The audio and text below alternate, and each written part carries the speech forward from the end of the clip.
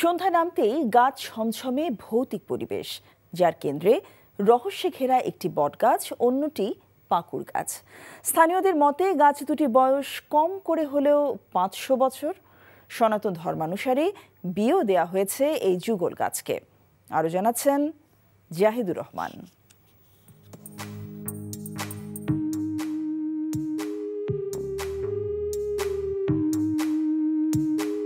যুগলবন্দি বিশালাকার বট ও পাকুড় গাছ, শিকড় ছড়িয়ে ক্রমেই বিস্তৃত হতে হতে গ্রাস করে নিয়েছে 5 বিঘা আয়তনের জায়গা।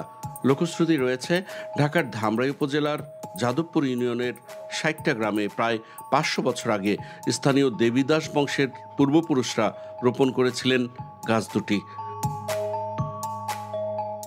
সে সময় বটগাছকে স্ত্রী আর পাকুড়কে পুরুষ গণ্য করে বৈদিক মন্ত্রপাঠের মধ্য দিয়ে ঢাকঢোল পিটিয়ে 7.5 ভরি স্বর্ণ দিয়ে যুগল গাছের বিয়ের আয়োজন করে এলাকাবাসী।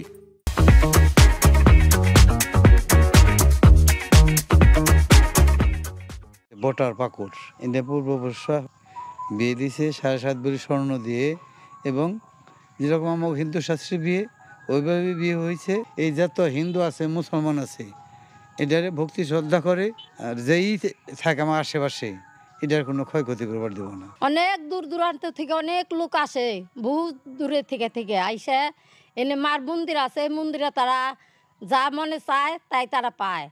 বট আর পাকুড়ের বিস্তৃত ছায়ায় চারপাশে যেন প্রশান্তির আবেশ। সেখানে থাকা কালী মন্দির ঘিরে নিয়মিত চলে পূজা অর্চনা। যুগলবন্দি এই বট আর পাকুড় গাছকে হিন্দু সম্প্রদায়ের অনেকে মনে করেন অতিপ্রাকৃত, কেউ বা আবার মনে করেন দেবতা।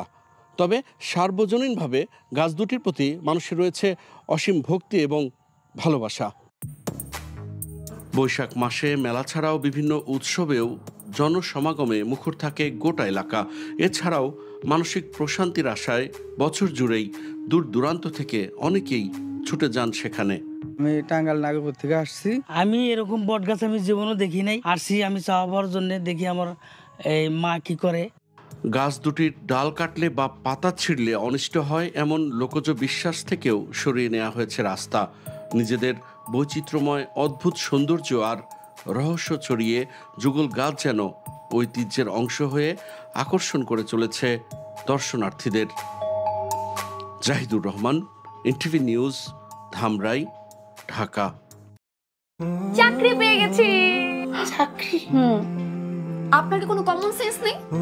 আপনি একটা মানুষের বাসায় ঢুকে পড়ছেন কিভাবে? বাসায় প্রবেশের কি নিষেধ আছে নাকি? এই অসময়ে ছাদে আসার কারণ কি? নতুন করে কারো প্রেমে পড়লেন নাকি?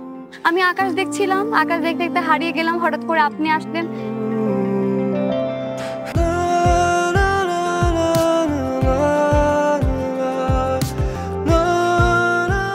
তুমি এখানে কেন? আমার অনুমতি নিয়ে এখানে আসা উচিত ছিল তোমার। মা, এই ছবিটা কার? আমার ম্যাডাম এই ছবিটা দেখে প্রতিদিন কাঁদে কেন মা? এই মেয়েটা কি সব কথা বলছে? মারিয়া, তোমার কি হয়েছে? আজ এত বছর পর কি শাস্তি দিব আপনাকে বলেন তো?